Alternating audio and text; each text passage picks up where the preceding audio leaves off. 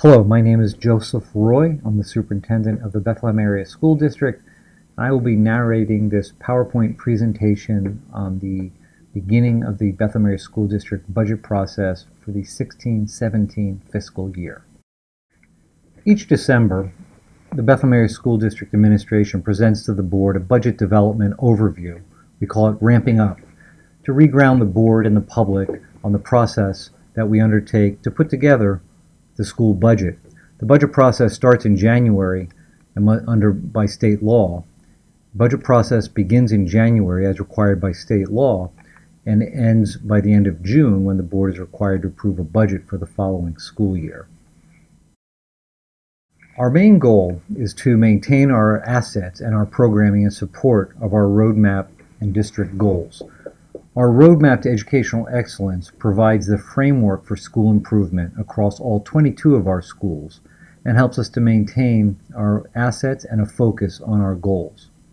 The reality is that we face difficult economic times with structural deficits where mostly state-mandated costs, such as pensions and charter school costs, outpace the natural growth in our revenues.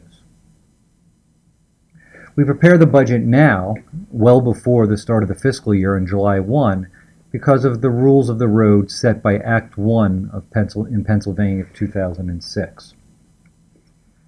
Act 1 limits the annual index that a school district can raise tax rates this year to 2.9%. However, it allows certain exceptions to be filed by a school district for certain expenditures that are in a sense beyond the district's control, such as the pension costs. So our timeline is to review the preliminary budget on January 11th with the board curriculum committee, and then on January 25th ask the board to approve a preliminary budget. Well, what does that mean? All that means is that the board approves the state of the budget. It's not a balanced budget, it's the beginning of the process, not the end of the process. And it authorizes the administration to apply for Act 1 exceptions, which allows us the flexibility to develop the budget over February, March, April, May, and June. So our specific timeline for the spring is the preliminary budget adoption on January 25th. We wait and see what we get from the governor's budget and what he proposes in early February. And then we'll hold public workshops with our board on March 30th and April 27th to review where we are in light of our budget process. And then we must adopt the budget by June 30th. We plan to do that on June 13th this year. So what are structural budget issues? Structural deficits are caused when our expenditures outgrow the natural growth of our revenues. Revenue has remained mostly flat in our district over the last number of years. Federal funds have declined. Our fixed costs continue to grow. And the contributions to the retirement system, known as PSERS or PSERS, is the biggest challenge to our budgeting, as well as the cost of charter schools, which have continued to grow. So we need to identify our assets and prioritize those, and then look at what are the non-negotiables, things we know we must do and maintain for the good of our students. How do we prioritize all the things we value? Neighborhood schools, our small neighborhood elementary schools, are critical to our success. Focusing our efforts on having all children read by the end of grade 3 is critical. Research shows students reading on grade level at the end of grade 3 are much more likely to find success in middle and high school. We need to continue to offer our transportation services, a wide range of curricular offerings. We have 22 schools. We need to maintain our facilities. We need to make sure our teachers have opportunities to learn and grow through professional development. We need to address, continuing to address our debt and reduce our debt service for each year in budget. And we know that as technology becomes more and more critical to learning and more resources are available online at much cheaper than traditional textbooks, we need to continue to update our technology so we can access that. And finally, this year, one of the key things we're valuing is supports for summer programs. Particularly for children coming from difficult, impoverished backgrounds, there's what we call the summer slide, meaning They can fall backwards in their reading, comprehension, and math skills over the summer months. And we'd like to put in more supports for some summer programs, either at the end of the year or right at the beginning of the school year, to support students so that we don't see that summer slide and they can come in ready to go for the next school year. The 11-12 budget, taking a historical look at our budgets over the past 5 years, we start with the 11-12 budget. It was the first year of the Governor Corbett administration when the state made significant cuts to education and federal stimulus money also ran out. That caused our district to implement deep cuts across programs that really negatively affected us, including reduction in our pre-K program, where we used to have 300 at-risk kids in a pre-K program, that is 4-year-olds. Now we have less than 80 because of the reduction in state funding, and that is a state-funded program. We also eliminated middle school teaming. We've since replaced it, and we made numerous personnel cuts and deferred cyclical purchases in order to balance the budget. In the 12-13 school year, we maintained those cuts. We were able to reinstate 6th grade teaming. We were able to begin to re-engage some of the cyclical purchases or leasing, such as school buses and facility repairs and technology. We also pursued a number of substantial savings internally through financial software, in-house tax collection, and energy savings. The energy savings alone have totaled in the millions of dollars, $6 million over the last several years. We also provided additional protection to the district because we are self-insured for health care by getting catastrophic health care protection. We also began to offer cyber courses ourselves to reduce the cost of cyber schools. Reduce the cost of tuition that we send to cyber schools.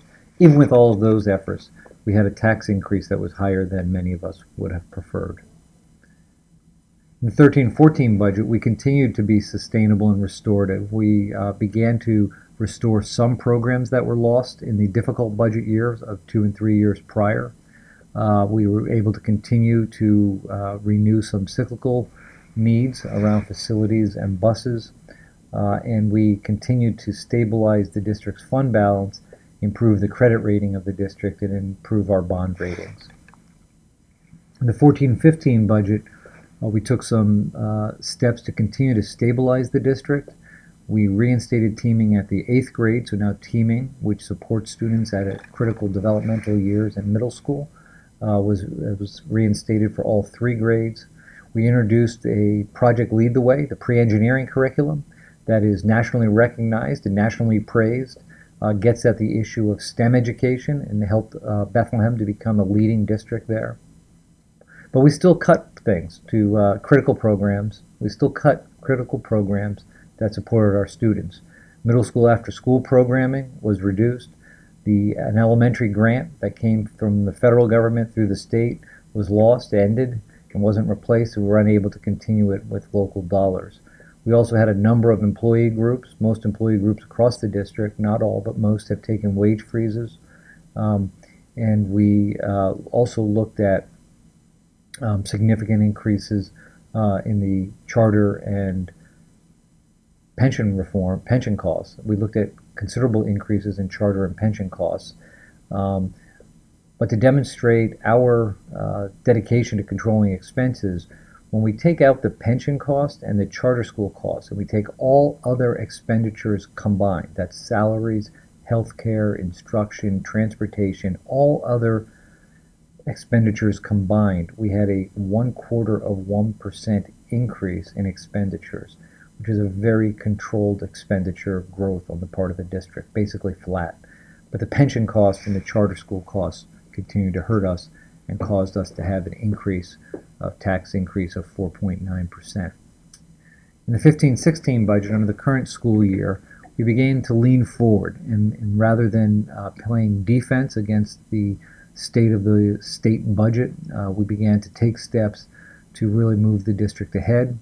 We implemented full-day kindergarten, the most educationally impactful initiative that this district has undertaken in years. So all 900 of our kindergartners experience a full day of instruction rather than 2 hours and 40 minutes. That's critical when we have so many students that come in not quite prepared for kindergarten. We continue to upgrade our facilities and maintain our facilities so that we don't get behind the curve with the 22 schools that we own. We are completing a wireless infrastructure project so that we can access those educational resources that are available online and continue to change how we teach students. And we have other key educational initiatives, including, as I mentioned before, Project Lead the Way, hybrid learning, community schools, Leader in Me, based on Covey's 7 Habits of Highly Effective People, and also advanced placement offerings.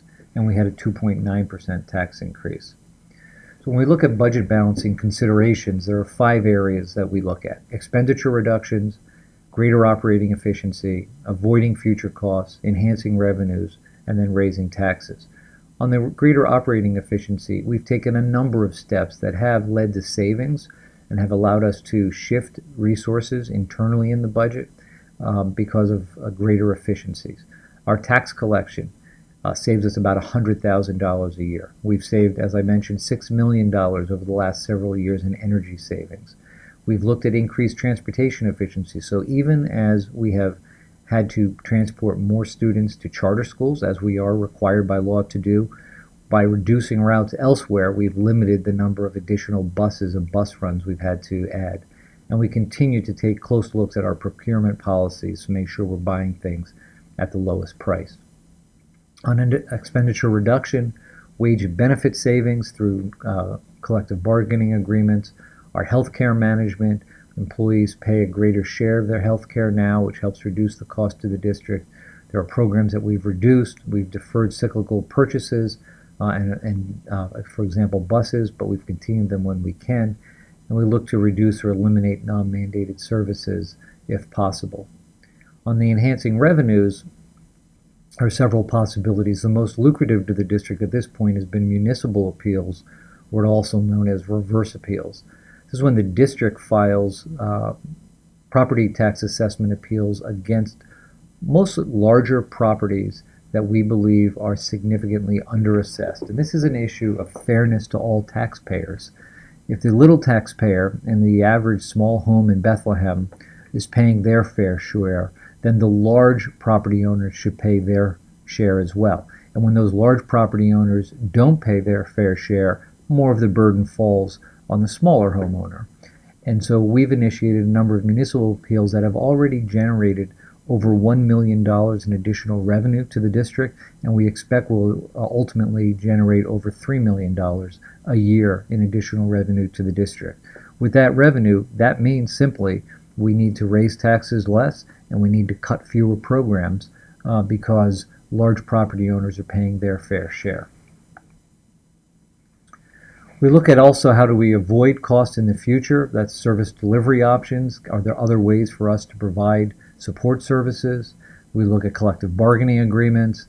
We try to refinance and achieve reduced long-term interest costs. We're looking also this year more closely at residency verification. That is, making sure that the students who attend our schools or the students that we pay to attend charter schools are actually Bethlehem residents. We have a concern that there's been an increase in the number of families claiming Bethlehem residents to attend our schools who actually don't live here.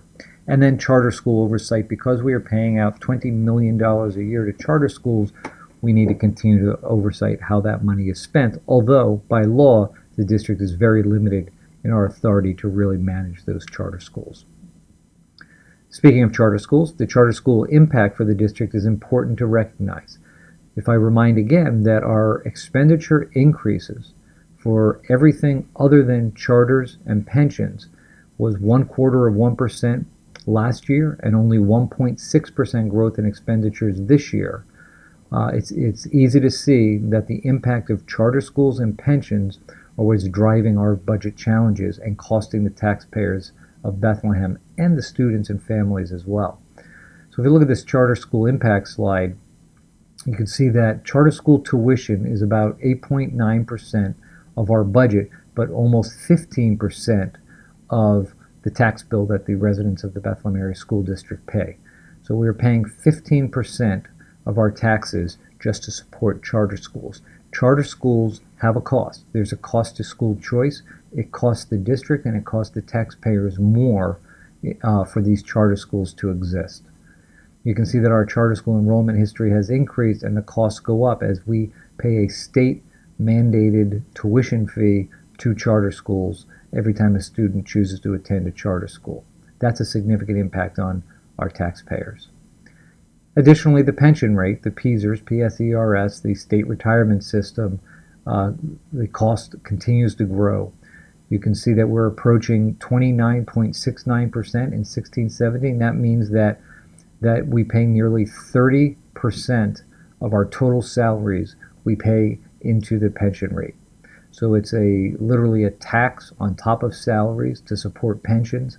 It has increased dramatically over the last several years from single digits, below 5%, up to 30% of salary this year. That is an enormous stress on our budget, and we're hoping the state finds a way to reduce that cost to local school districts. So when we talk in millions of dollars in this very large district with a budget of $245 million, what does it mean? What does $1 million mean? It's a quarter of a tax mill. It buys about 12.5 teachers. It pays for a third of all sports and activities. Every club, every advisor, every music group, every activity, every sports team. $1 million is a third of that cost. Purchases 12 new school buses, 952 laptops, and because Chromebooks are so economically attractive at this point, with cost less than $200 to the school district, 3,000 Chromebooks, and we will see a significant shift from laptops to Chromebooks so that we can get more bang for our buck. So the next steps in our budget development process, we continue to collect necessary data and make projections on revenues and expenditures for the budget that would start July 1. We'll analyze our trends, refine our priorities, and then we'll discuss all of this in the board workshops and the finance committee discussions through the winter and spring months.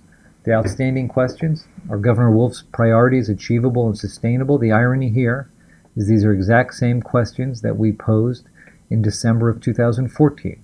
And because as of this date, the state still does not have a state budget, we still have open questions as to this fiscal year, what kind of state support we can expect. And we need to start planning for the next fiscal year.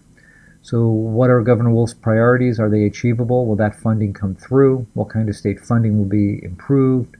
How will our local revenue grow through local development? Will we see reduced costs in charter school tuition through charter reform legislation? Will the legislature pass some type of pension reform to reduce our costs? And will other state mandates be reduced to reduce those costs that are forced on local school districts and that local school boards then have to deal with? So this is the beginning of the process. Unlike municipalities, which present a preliminary budget in November and approve a budget in December, under the school law in Pennsylvania, we have a much, much longer process, presenting the preliminary budget in January and concluding the budget in June. So the January preliminary budget is really the starting point. That's when the gun goes off for the budget process, and we continue to refine, reform, make cuts, and identify revenues over the course of the spring. We will have continued updates on this website at this under our budget, 16-17 budget, as we present future PowerPoints to the school board, and we invite you to view those PowerPoints as well. Thank you.